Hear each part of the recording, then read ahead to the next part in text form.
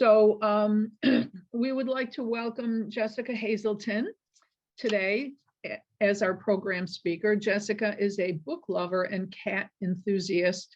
She's the owner of the Troy Bookmakers. Jessica received her BFA in writing and publishing from Emerson College before getting her dream job at the Troy Bookmakers. After over a decade as an author liaison and graphic designer, working with hundreds of authors, she still thinks she has the best job there is. So Jessica, welcome, and thank you so much for spending time with us today. Thanks for having me. I hope everyone will bear with me. I haven't done one of these since before COVID, so it's been about 3 years since I've done a live performance of my spiel here. So I have a little cheat sheet, and hopefully I'll be able to cover everything everybody is curious about. And of course, at the end, I'll be happy to answer any questions. As Carol said, please hold any questions till the end, unless it's something where you're like hindered in understanding what I'm talking about. Throw it in the chat. I'll be sure to address it just to make sure everything's clear. So I'm going to start by telling you guys a little bit about the Troy Bookmakers. We were started in 2011 by two independent bookstore owners, which would be Susan Novotny of the Book House in Stuyvesant Plaza, as well as Market Block Books in Troy, and Eric Wilska, who used to own the Book Loft in Great Barrington and now owns a used bookstore and the Shaker Barn in West Stockbridge.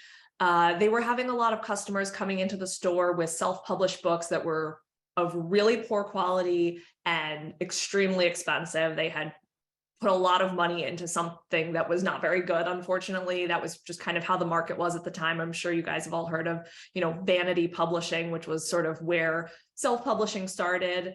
But their dream was to start a business that was going to offer really good quality design and book printing affordably to everyone, so that their books could be sold in stores and stand up on the shelf next to something from HarperCollins or Penguin and not look out of place. And in the 17 years since they started the business, the world of self-publishing has changed a lot, and the world of traditional publishing has changed a lot. So whereas at one point, self-publishing was really for people whose books weren't good enough to be published. That's really not the way anymore. Traditional publishers are taking less and less new authors. They're putting out less titles every year. So for so many really good writers, it's still so difficult to get into the industry. So some of them choose to kind of take the reins for themselves and publish their book on their own. Sometimes that leads to their own private success. Sometimes it leads to them being picked up by a traditional publisher. For many, it's just the dream of having people read their book. So, whether it's on a large scale or small scale, they're able to have that come true. We also really believe books are for everyone here. So we're not only trying to compete with publishers. We have people who want to just do, Mima's story in her own words, and that's fine. Or pictures I took on my vacation, plus little quips that I picked up here and there. That's fine. We've done math textbooks, poetry, children's books, pretty much the gamut. So we're not really afraid to work on any type of book, and we really do try to make it for everyone. So kind of the first thing I'm going to talk about is why self-publish. As I touched on, traditional publishing can be really difficult to break into. Some people, send out manuscripts for years, or they work with an agent and they get this close to a publishing deal and something falls through, and they decide, I have to get my book out there, so I'm going to go this route. Some people want the control. When you self-publish, you don't have to do really anything you don't want to. You don't have to work with a certain editor. You don't have to, use the Chicago Manual of Style. You don't have to take out the picture of your granddaughter from the dedication page because you're in control. You also retain all the rights to your work. Normally, when you do a traditional publishing deal, they acquire the rights to your book, so that story no longer really belongs to you. With self-publishing, typically you are keeping the rights, but every company is different. So that's definitely something where if you're pursuing self-publishing and you're getting a contract from somewhere, you want to read it carefully and see what their stipulations are on that. Another good spot for self-publishing is just people who want to share their work with their friends and family. I will mostly focus on what we do at the Troy Bookmakers here, but there are other companies that offer other things. But for us, we're able to place books in local stores like the Book House and Market Block Books. So that the people in your community are going to be able to see it. We also don't place any, limits on where you can market it. So there's so many great local bookstores. I Love Books in Delmar, or the Open Door in Schenectady, or Mysteries on Main in Johnstown. There's so many, and there's other places like little gift boutiques, the Trading Post in Schenectady, all sorts of places where you can bring your book, where the people in your life might happen upon it, or a new person might discover you.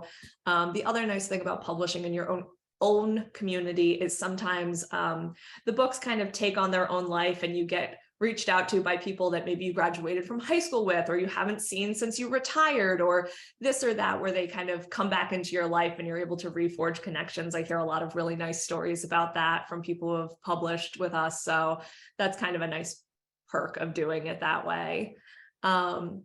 So as far as why self-publish with the Troy Bookmakers in particular, we're totally custom pricing for every project. It's all a la carte. A lot of places online, you'll see packages where you think, well, I don't need all of these services, or I don't want to work with your editor. I want to work with my own.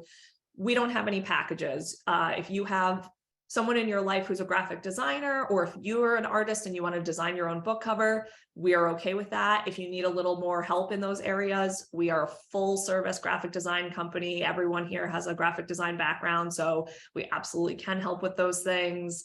We're also, again, because we're not doing packages, we're trying to work with what works for you. Sometimes people will say, well, this is really more than I thought I could spend on this project. Is there anything we can do to scale it back? And we'll give you advice there. Or you'll say, I want this to be the most deluxe, custom, fancy book. What can we do to make it really shine? And we can go in that direction too. And we work with all pretty local United States vendors. We don't print anything overseas. We work with artisans who hand make hardcover books. We can get custom foil stamps. We can do a lot of things that are a little more upscale, as well as being able to scale it back and make it a little more simple if you're on a budget. As I said before, another perk of working with us is you maintain all rights to your book. It's yours in perpetuity. If you get picked up by a publisher, we're going to be your biggest fan cheering you on. You can take your book and print it somewhere else in the future. You can take it and make an ebook. It's yours. The other thing is experience. As I said, we've been in business about 17 years now. I think we've done about 750 titles. We have many, many repeat authors, which I think attests to the quality of the service we provide. It's a very one-on-one experience. We have a super small staff. The person you talk to in your meeting is the same person who's going to be designing your cover and going over your changes with you and helping you determine retail price. So you're not getting bounced around from your customer service rep, and they're going to communicate your message to the cover designer, who's then going to send it forward to the publishing team. And then your customer service liaison is going to come around. It's just face-to-face, one-on-one. We have a meeting room in Troy where we can do in-person meetings. We do phone meetings. We have clients that we have only ever communicated with by email, and we've done their whole project start to finish. We also have customers all over America. It's not just the Capital District and the Berkshires. So we're really experienced in finding a way to make it work no matter your circumstances. So people sometimes call us and say, I'm thinking of writing a book. And that is a great first step. Do that first. If you want to self-publish, your first step is going to be to write the thing. There's no sense necessarily in securing a publisher or finding an editor or finding an illustrator if you haven't written the book yet. That is important. You don't have to be totally done to do those things, but that's really where you want to start. Once your book is in, a shape, some sort of shape, that's the point where you might want to think about getting it edited. We don't require that you work with a professional editor, but we do have a pretty extensive list of local and less local authors, editors, freelance editors that our authors have worked with and recommended. But if you don't want to go that route, absolutely get a friend to read it, former English teacher, someone from your writers group. And failing that, if you can't find anyone, I know so many people say, my friends said they would read it, but they're taking forever. What I say to do is to print out a copy or open up your screen and make it real big, read it out loud. You will be shocked what you are able to catch when you say it out loud. When you are typing it and reading it, you know what it's supposed to say. So if there's an error, you just kind of skip right over it. So saying it out loud, you'll stumble over the things that aren't quite right. But it is really great to get an outside set of eyes on it, even if they're not professional. When the story is from either your own life or your own head, you know what's supposed to happen and who knows who and how things fit together. But an outside reader might say, hey, you never explained blank. And you kind of need that feedback sometimes to make sure you kind of sewed up any holes. And that goes for memoirs too. Sometimes you think, oh, well, everyone knows that my mom used to live in Alabama. But if you skip over that, the people who aren't familiar with your story might miss out. So it's definitely an important step. And then once it's in the best shape possible, all polished up, that's when you can start thinking about getting it into print. What we like to do here is have kind of a preliminary consultation where we would go over, show you some samples. We have hundreds of books in our meeting room. Are we looking for paperback? Are we looking for hardcover, white paper, cream paper? How many photos do you have? Where do you want your pictures? All that kind of stuff. But we also are happy to do it by phone. And again, like I said, email. If you're working with a different company, they might want you to fill out a form of some kind to get kind of the specs of your book. But normally kind of the main thing that they're going to know is how long is it? What size do you want to be? And how many books do you want? We do have a lot of people who come in and say, I hadn't even thought about it.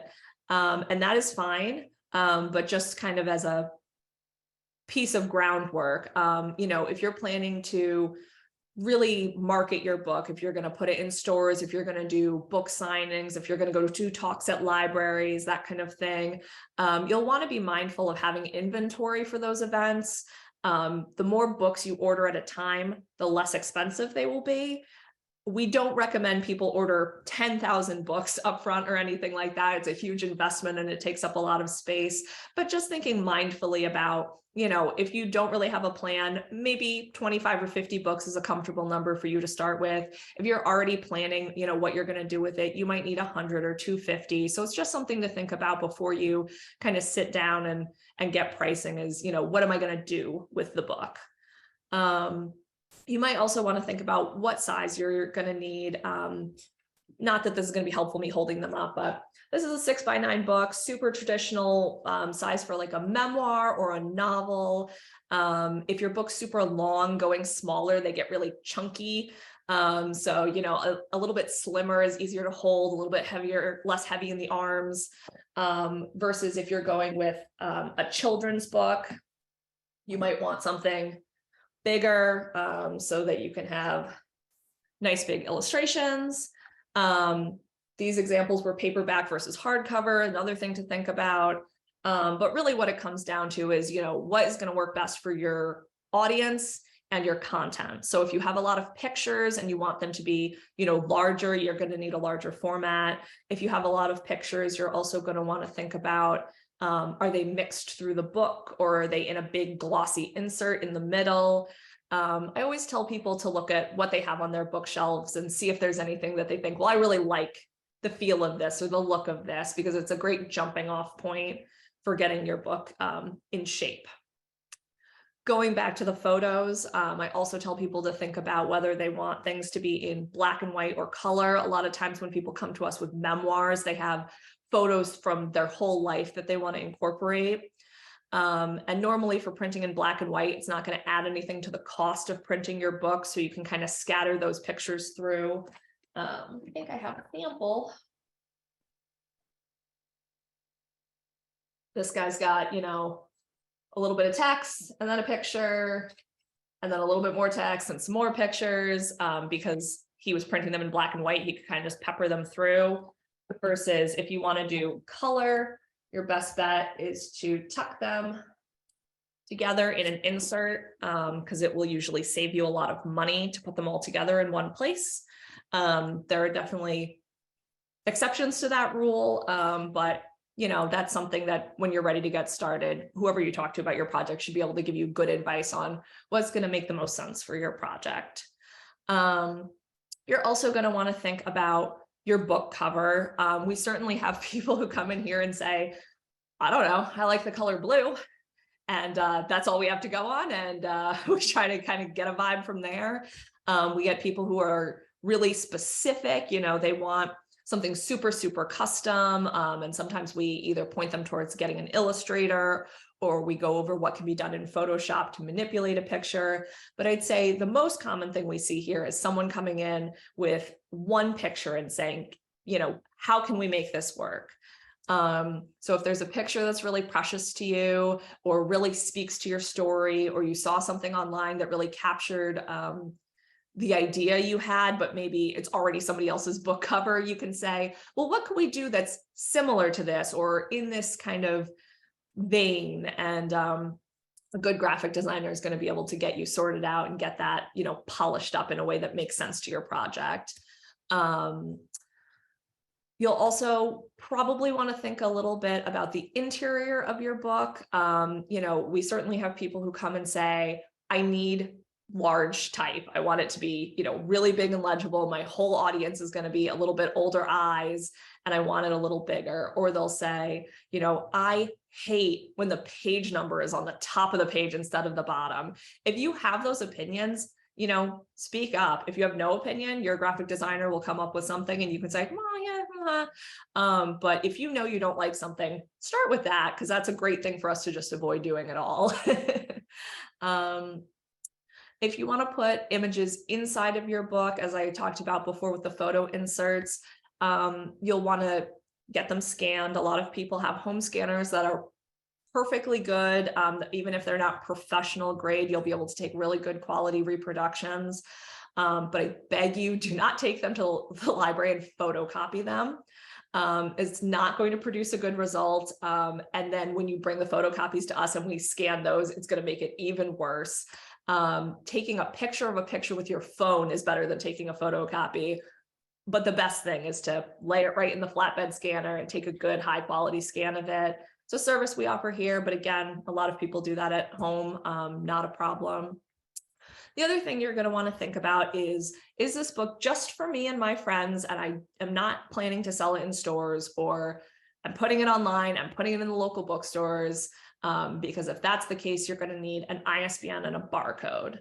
A lot of local bookstores are a little more flexible. If you didn't have an ISBN, sometimes they'll assign you an internal number, but if you want to sell on Amazon or, other retailers, you'll really need to have one. You can purchase them yourself, but most publishers will offer them as part of what they do for your project. But it is important to know it is completely separate from your copyright. So getting an ISBN and barcode has nothing to do with having a copyright. It does not take the rights of your book in any way. A lot of people say, well, if you register my ISBN, that means you own my book. All I own is that number. And when we put it on your book, when people scan it, it says the Troy Bookmakers printed this. You can buy your own, come up with your own press name, and it will say that you're the owner. It's really just to make it easier for bookstores and libraries to find where the book comes from if they want to order copies. The copyright you would do on copyright.gov. It's the US government entity that handles these. Nowadays, they really prefer you do this online and they just take a PDF of your book rather than you mailing in a complete copy. The time frame is a lot quicker if you do it online. It's like 12 to 18 months instead of 24 plus months if you mail it in. But it's important to know that you're covered from the date you apply from your copyright. So if you are getting to that a little late in the game, don't worry about it, because even if your book comes out before you get your paperwork, you're still covered. Some people prefer to do like a poor man's copyright, as they call it, where they certified mail themselves a copy of their book. I have no idea if that holds up in court. I'm not a lawyer, but it's definitely something people have told me that's how they've been handling it. It's not required that you copyright your book. Some people like to do that just for a little added security, or if they think they have, we have some people who have written, science books who want to make sure their idea is protected. Some people think, I don't want this to be plagiarized. I don't want this to be quoted anywhere. If you want to make sure you're completely covered, copyright.gov, it's about $70. You just put in your name and address over and over and over again. I don't know why they ask for it so many times. So the next thing I'm going to talk about is sort of that gray cloud that floats over the self-publishing world, which is the fact that you have to pay for it. A lot of people, think about traditional publishing and, about, Stephen King getting his multi-million-dollar contracts where they paid him upfront to write these books. And self-publishing is pretty much the opposite direction, where you pay upfront to get your books made, and then you have to work to recoup the cost afterwards. I say this not to be a bummer, but just to be factual about how the experience goes. Most of the time, people are making $1 or so on every book sold. So it can take a long time to recoup your initial investment. Doing reprints is really where you start to get the money coming in. But you do, in self-publishing, typically have control over your retail price, which helps. You can say, well, I want to make sure I'm making $3 per book. How do I do that? And, you can work backwards on the math to make sure you're doing that. But you also have to be mindful of the fact that most traditionally published books are going to be printed in the tens of thousands overseas. So their production cost is a lot lower. So their retail price can be a lot lower. If you're spending $12 or $13 to print your book and you've got to sell it for $25 to recoup your cost, it's sometimes difficult to be competitive when you start trying to make a higher profit and start ratcheting up that price. The nice thing is, though, that unlike traditional publishing, where it's all kind of going through the publisher, you have control of doing speaking engagements, going to book festivals. There's a lot of opportunities where you can sell directly to the customer, in which case you keep 100% of the profit. And those are really good spots to churn up some money. I usually tell people who are comfortable speaking to groups, accept any opportunity. It doesn't just have to be book clubs. It doesn't just have to be, library talks. We had one author who her book was about human trafficking in the Middle East, and she was invited to speak at a dog grooming parlor, and she sold 20 copies of her book there. So, even if sometimes it's a weirdo idea, if you think you can get the people in the door, I say go for it. It's a really good way to kind of do that. As self-publishing becomes larger, more and more people do it themselves on Amazon and other places like that. The competition is pretty fierce. So I do tell people, if you're able, getting on social media, Instagram, Facebook, places where you can post your events, places where you can talk to other people in the community, is really helpful for getting eyes on your book. And the most essential part is obviously telling people you wrote a book. Oh my goodness, the number of people who's like, well, I'm not going to tell my friends, I don't want to, make them feel like they have to buy a copy. So I'm just going to put it in the bookstore and hopefully someone will buy it. Too many books in the bookstore to play that game. Tell people you wrote a book. The amount of support that people get from their friends, their family, their local community is really great, but you got to let people know, you got to put yourself out there. Unless it's just for friends and family, then don't tell anyone. They'll want a free copy. Some people ask me how they handle the money for their publishing. I'm not an accountant, but some people do like to set up a DBA, a doing business as, at their bank, so that they kind of have like a business section of their account for all the money that comes in or out doing this kind of thing. It really depends on how much promotion you're trying to do, how many events you're doing. It might not be necessary if you're just doing a little bit here and there. I do suggest to people, you are technically supposed to collect sales tax if you sell your book to someone directly. My suggestion is usually to charge a flat dollar amount and then take your 8% out of that, because nobody wants to mess around with their pocket change at events. I also often recommend charging kind of a special reduced price at in-person events. It does help incentivize people to buy. And since you're keeping 100% of the profit in those scenarios, you don't really lose anything by saying it's $1 cheaper here than in the bookstores, because you're really making more on that sale than you would at the bookstore. Speaking of bookstores, most bookstores are going to do a 40-60 split of the retail price when you sell your books there. So you have to be mindful of the fact that they are taking 40% of the retail price on every sale. Working with the Troy bookmakers, we definitely show you how to do the math and give you suggestions on how to price your book appropriately. But just something to be mindful of. Some places do a little different. They'll do a 50-50 split, or they'll want to buy your book outright at a wholesale discount, again, 40%, where instead of not paying you until it sells, which is a consignment policy, they pay you upfront and then the book belongs to them.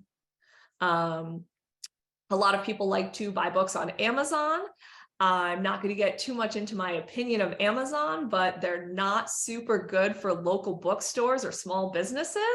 So it's a necessary evil for a lot of people who are publishing. So we do offer Amazon sales here, as well as our own website, which is shoptbmbooks.com. A lot of our authors have their own websites that either they sell themselves or it just directs to our online store and people can buy it there. I will tell you, most small businesses do not qualify for Amazon Prime free shipping. So if you think, well, I'll work with a small press and then my book will be, you know, shipping for free to my friends and family, it will not. Some people do like to go directly to print on demand. There's a lot of different companies that do this, but Amazon, again, is kind of the big player in that market. That's something where you would upload your already designed book to them. And when someone orders it, they print it and ship it to them. What does this mean for the quality of your book? I couldn't say, but I know they don't have anyone working in quality control there. So I think you get what you get. We've had many people say they had a great experience doing this. And we've had many people say, I thought my book looked cheap, or sometimes my book was bound upside down, or some of the pages were cut off. And while I won't say that this never happens in regular printing, it absolutely does, at least when you're working with someone who's, you know, working with the bindery, you can say, there was a problem with this, what can we do to rectify it? So that is kind of a nice part. What else do I want to talk about? Ebooks. Ebooks are super popular. I do usually recommend, if you want to do both print and digital, that you plan to release your print book first. There are a lot of people who just like that ebooks are more cost effective. So I do say giving your print book a fighting chance on the market, where it's the only option available for a little bit, is a good thing to do. Because a lot of people will get online and say, oh, well, I could buy it for, you know, a print book for $12 or an ebook for $3. I'll just spend the $3. And you know, book lovers aren't going to do that necessarily, but there'll be a certain portion of your market that I think it's just better to make them wait a little minute for that ebook to come out. Oh boy, I'm really speeding along here. So what the self-publishing world comes down to is really what is the best fit for you and your project. A lot of people like to compare, you know, I'm going to look at this online company, I'm going to look at this local company, I'm going to look at this DIY method. And I think what's really important to remember is that you need to compare apples to apples. You know, look things over really carefully and say, okay, well, this one's cheaper, but am I, you know, what am I getting? Am I, you know, we see people who call us and say, you know, I'm hoping to do my project for less than $8,000, which we're always like, because a typical project for us is more in the $1,500 to $2,500 range. They say, well, I looked at this online company and their bottom tier package was $8,000 and I only got 5 books at the end of it. And that blows my mind because, you know, you can usually easily print 100 books with us for far, far less than that. So it's just something where, again, you want to make sure you're getting things that are valuable, and being careful about the way things are phrased in contracts. For instance, this is a really big one that I see a lot, is companies claiming that they do national distribution. So what national distribution would actually be for a traditional publisher would be that they are sending copies of your books into the bookstores where a person could find it on the shelf and purchase it. What most of these companies are actually doing is making it available in their catalog to all the bookstores in America. So if they saw it in the catalog, they potentially could choose to order it. So what does that really boil down to? It means that your book is not in those bookstores. It just could be. And, you know, some people say, well, you know, my friend lives in Albuquerque and I told her to go to Barnes and Noble and request my book. And they will order it from that catalog for that person's special request, but they're not going to order 5 or 6 copies and put it in the memoir section. So that's just one of those kind of word traps where it sounds like they're giving you a lot of like a really great service, but they're really not giving you anything. I also will mention, just as a heads up for people who want to see their book in Barnes and Noble, they are not kind to a self-published author. They will accept the catalogs of these places who do national distribution, but again, they are not putting those books on the shelves. Our company has tried in the past to work with them to get our authors into the bookstores, and their policies are wild. Like, if the book gets ripped in half by a customer, you still have to take a return and we're not going to pay for it. So that's crazy to me. But pretty much they won't take on any of those projects. Again, there are print-on-demand companies that are offering this distribution where it could be ordered from them, but not actually there. I will say the local bookstores tend to be very kind to our local authors, provided the authors are also kind to them. I do usually recommend, if you're looking to get your book in local stores, calling ahead and saying, you know, I'm a local author. I'd really love to have my book carried in your store. Can you tell me about your consignment policy? Is there a good time for me to stop by and drop off some books and talk to you? Rather than showing up with 20 books and saying, you will carry these books. Bookstores don't love that. Also be mindful that most of our local bookstores are very, very small and can normally only take on a limited inventory. So a lot of them will only take 2 or 3 copies of your book. If it sells, they might take more in the future, but they're just not going to be able to shelve 20 or 30 copies, even if your book is popular in the local area. It's just, there's not room. It's also great to set up events at these bookstores. Some of them are really friendly about doing that. Some of them don't love to do them, but you know, it's always worth it to ask. It's good to participate. And I know a lot of you went to the Albany Writers Fest, so you see people there tabling. That can be a really great way to meet people in your area, work with other authors, get informed about other events. I do recommend a lot of times sharing a table is a nice way to pass the afternoon, because sitting there all day bores me to tears personally. But it's a nice way to be able to kind of both of you booster each other up in a sales setting. What else do I want to tell you? The most important thing is that you are happy with your book. I think a lot of people think about how in traditional publishing, your book kind of gets taken away and the publisher can do whatever they want with it.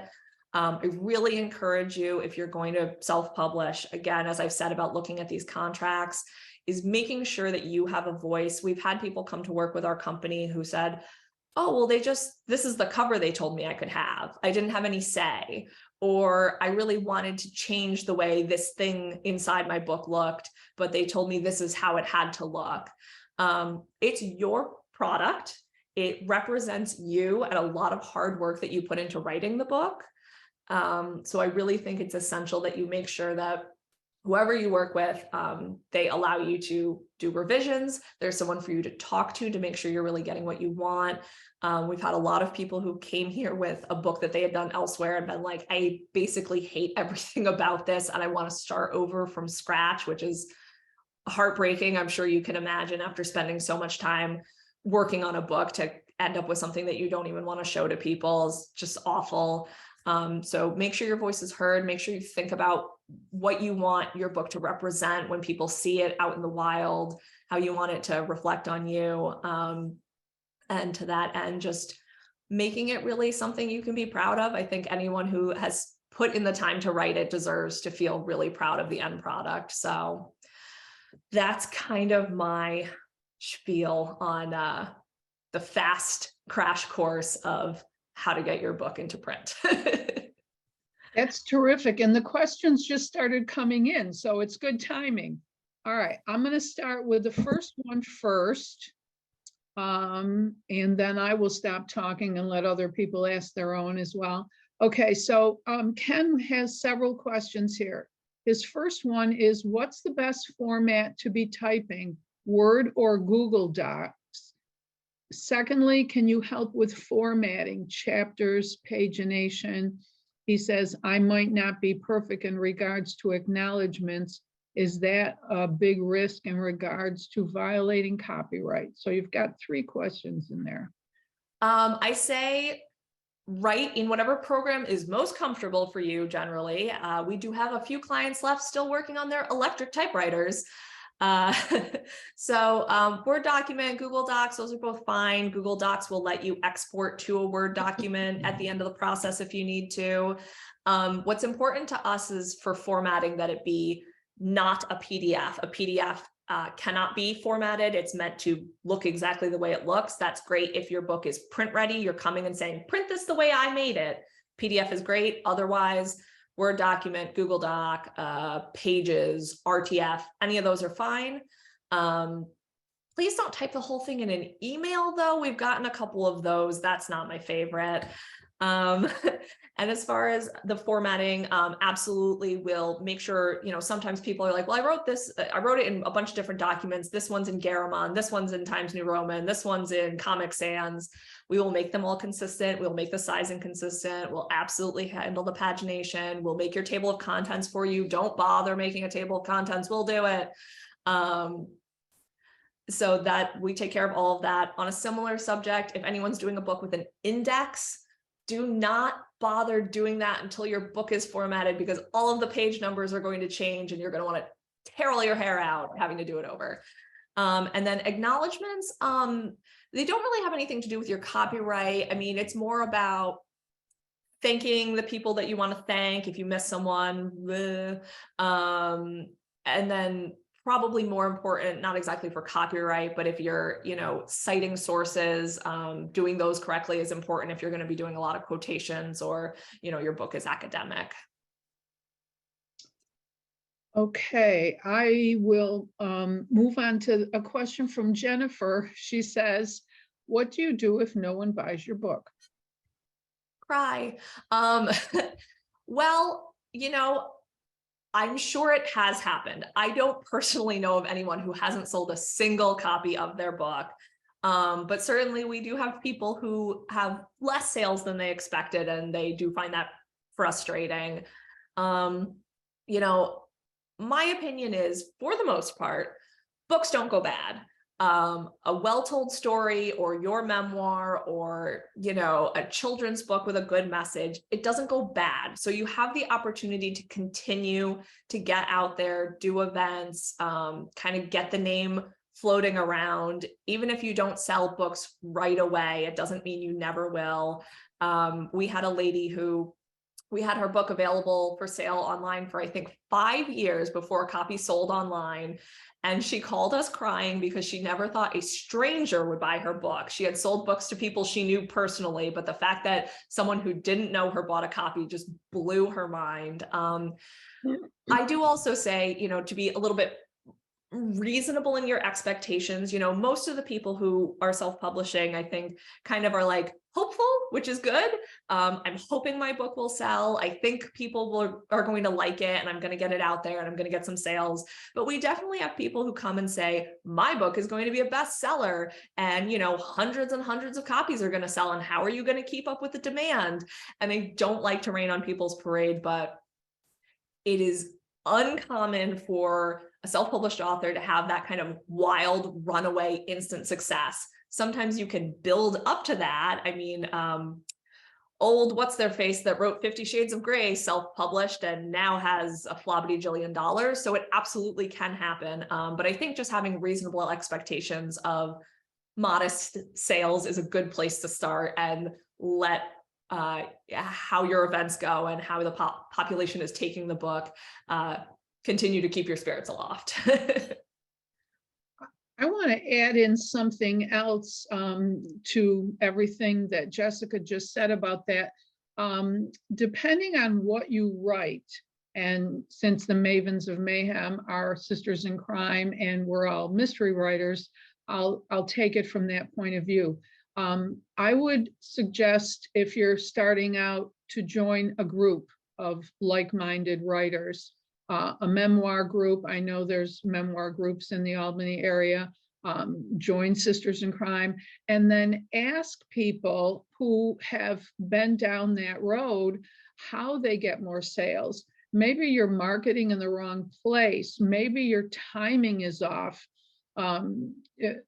There's all kinds of things. Maybe you should have a website of your own and you don't. So people who have been doing this for some time could help if you have what you think is a lovely book, but it's not selling the way you hope. So I'm just add that on. Yeah, absolutely. Absolutely. I think talking to other people who have been there is so crucial to finding out great ideas for how to kind of propel yourself forward. I see a question here on the side. If sales pick up, how hard is it to have reprint copies, and what's the difference in price? Great question. For us, super easy to do reprints. Typically, they only take 2 weeks. We do tell people to be mindful of their inventory. Don't wait until you only have 2 or 3 copies left, but it's usually pretty quick and easy. As far as pricing, the way I like to tell people is I can't predict the future. So if you order books today and in 2 weeks you need more, they will probably be the same price.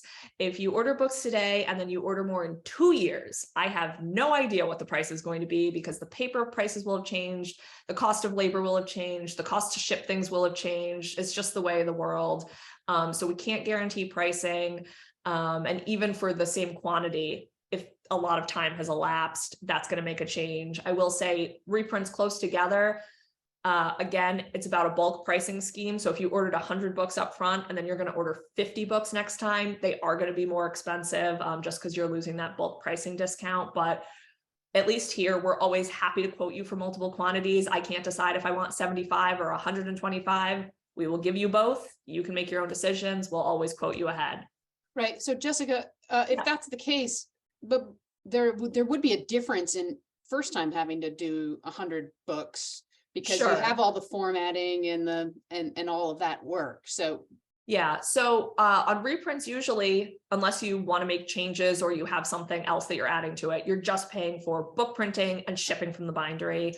Your initial run, you're likely to have between $500 and $1,000 in setup costs, depending on how complex your project is, but you won't be paying those in the future. And thank you for someone who said that I'm delightful. I appreciate that. Yeah, there's another one. Ken has a message from Greg Wineland. Oh, yeah. Very happy self-publisher with Troy Bookmakers. His book has just been completed. So there you go. Excellent. So another question here, Linda King would like to know your opinion on, I've never heard of this, Diggy, D-I-G-G-Y, P-O-D, print on demand. Are they a competitor? I don't know of that particular company. We are not a print on demand. POD is usually the industry shorthand for print on demand. There are lots of them. Amazon does it, BookBaby, Barnes & Noble has their own print on demand, Ingram Spark, there's a ton of them.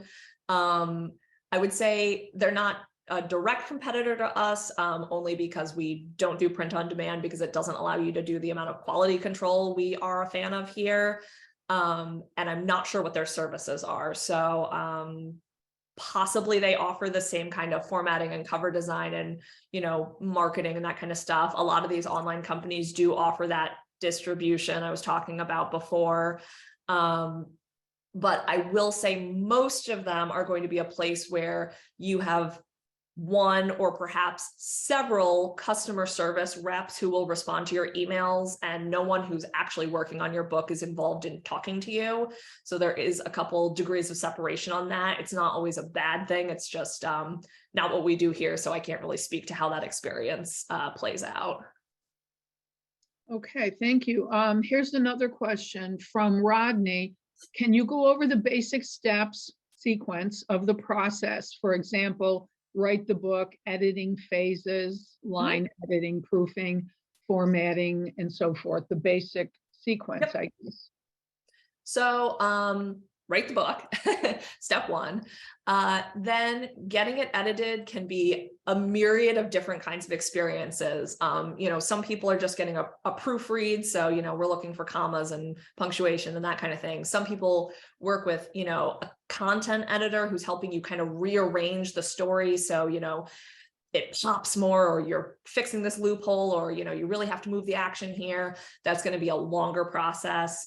There are some editors who like to do kind of phases of editing, where at one phase you're, looking for this, and then at the next phase you're looking for this. So I do say when people are looking for a professional editor, I usually recommend reaching out to 2 or 3 people. This is kind of an aside, I'll loop back, but 2 or 3 people, because not only do you want to make sure it's going to work for your timeline and your budget, but you really want to make sure you feel that person wants to make your book as good as it's going to be, because otherwise you're going to feel like they're just criticizing you and picking holes at your book, and it's not going to be a good experience where you think they're trying to help make it better. Anyway, once the book is edited, this will obviously vary with different companies, but our process here is normally when the book's pretty nearly done or completely finished, we like to either meet or talk on the phone or exchange emails to get your specs, get you some pricing up front. And if all that looks good, we take a 50% deposit, a signed contract, and your files, which would be either your manuscript or your photos or your artwork or whatever's going into the book. And then we take about 2 to 3 weeks to put together your proof copy, which is a printed and bound sample for you to review pretty much what your final book will look like. You can take as much time as you need to review that. We usually recommend taking at least a week. You don't want to rush, but go over it, look for anything that might need to be changed. I missed a comma, a period. I want to change the title of this chapter, whatever. Send changes in. Those take about a week to implement. For us, we're willing to do this process as many times as you need. Some people do 1 proof and they're done. Some people do 6 or 10, or they take a 6-month break to go on vacation and then they come back to it. We are on your timeline here. Unless you have an event you're working towards, we don't, crack the whip and rush you. But that kind of first part of the process usually takes 4 to 6 weeks. Then you move on to printing. That will depend on a number of factors of how your book is being produced.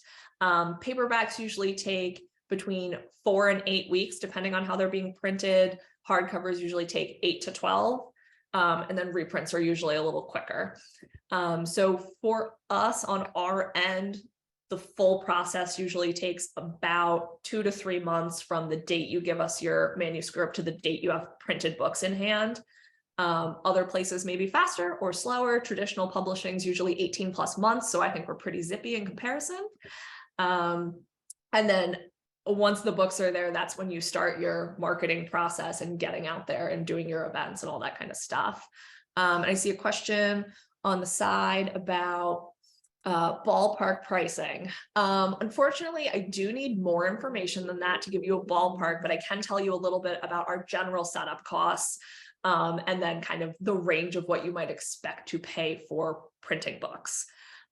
So typically for someone who needs full services, which would be, us getting your ISBN and barcode, formatting your book, doing the cover design, everything being kind of standard. So like a novel or a memoir without pictures. you're looking at probably, I have a calculator, hold on.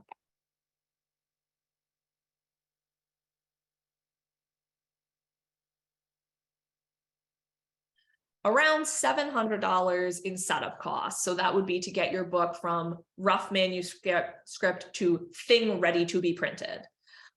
Certainly some people put together their own, or they're giving us a cover, or they don't want an ISBN, and there's definitely places where it can change. If you have pictures, if you're doing a children's book, these things may change, but $750 would be what I'd say the average setup cost is.